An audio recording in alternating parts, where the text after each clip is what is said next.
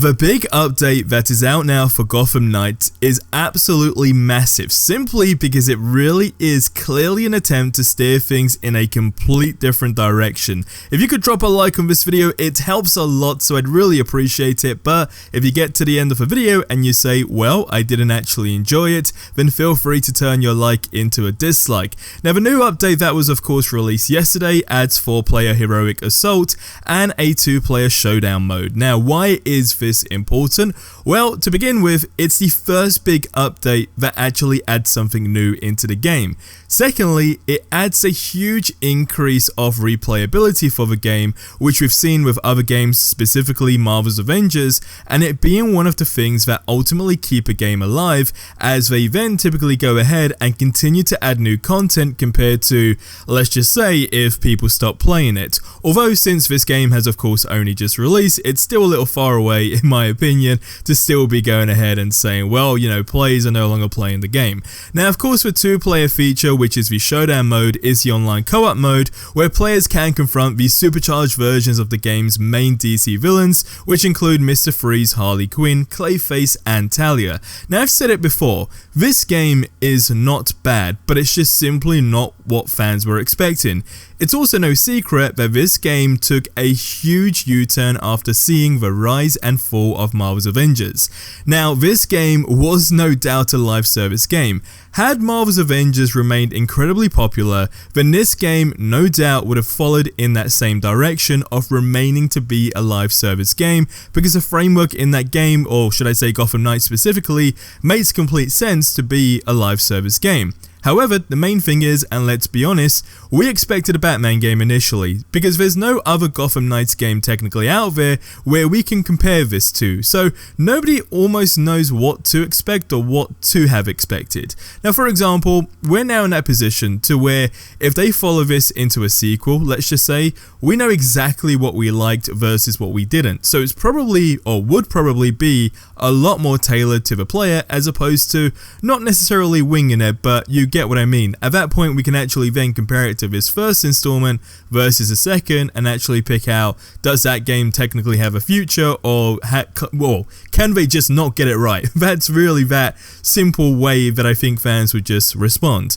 Now, the real big thing with this game is simply how many updates there will be to the game that actually adds new content, and then most importantly, how many updates will there be that adds new content to the game but is actually a free update? See, if we compare this to Marvel's Avengers, and I'm just saying that solely based on the time period both games have been released and the fact that they're superhero games, then it's actually done okay. Now, the big thing with Marvel's Avengers, of course, is selling cosmetics, which from a glance you'd probably think, well, isn't actually doing that well, but it's clear that it's actually doing a lot better than we all assume.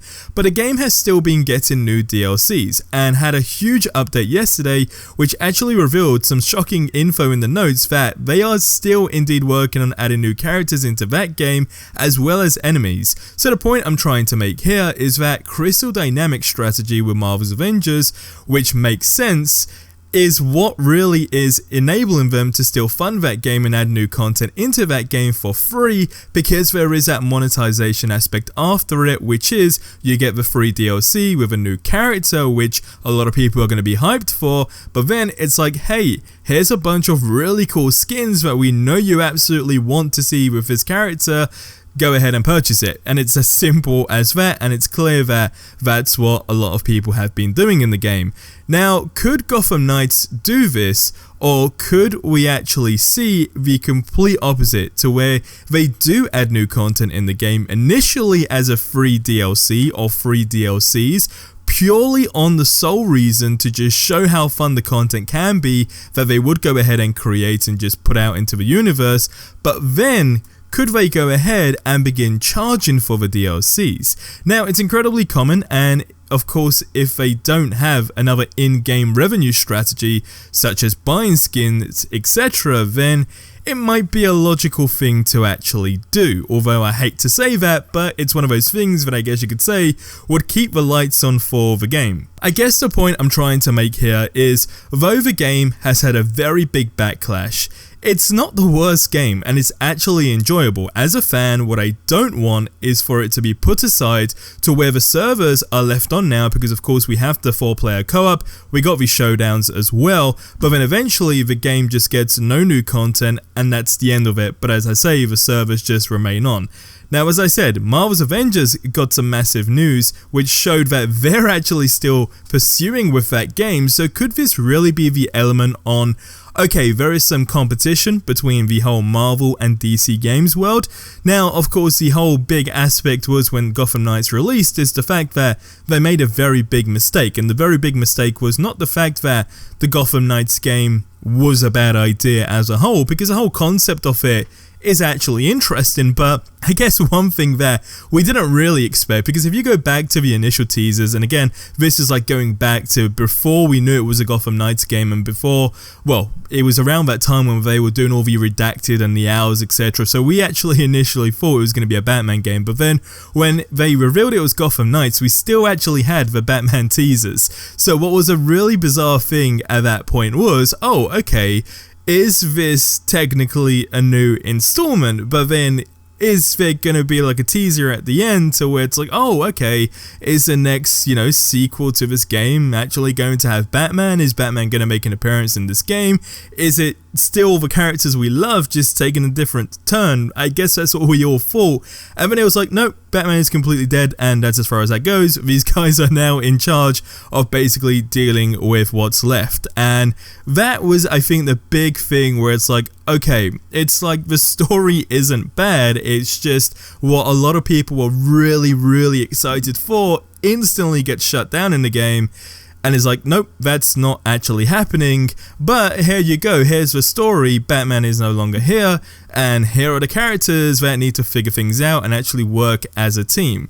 And now, I guess, we are here. Now the thing is, as I say, with the new update being released yesterday, although we can arguably say we're only like 24 plus hours into it now, from my experience, I think it's very, very enjoyable. But as I say, although it was a very much requested feature to be in the game, and I know a lot of people are enjoying it, it's just how much fun can you actually have with the current content that we have in the game. And at the same time, I don't want to be that guy that's going to say, okay, every single game that gets released now has to have a big content roadmap where they're going to say, hey, we release a game right now, and then in the next 30 days or 60 days, you're going to get a brand new DLC, etc. I'm not saying that, but what I'm trying to say is the fact that this game clearly was initially going to be a live service game is truly what jeopardized it. If it was a story-driven, single-player, focused game, etc., or even now with the features in it, it still would have actually been very fine. In fact, it would have probably done a lot better. It's solely that the framework still has that aspect of it where it's like you still have to grind for certain things, etc.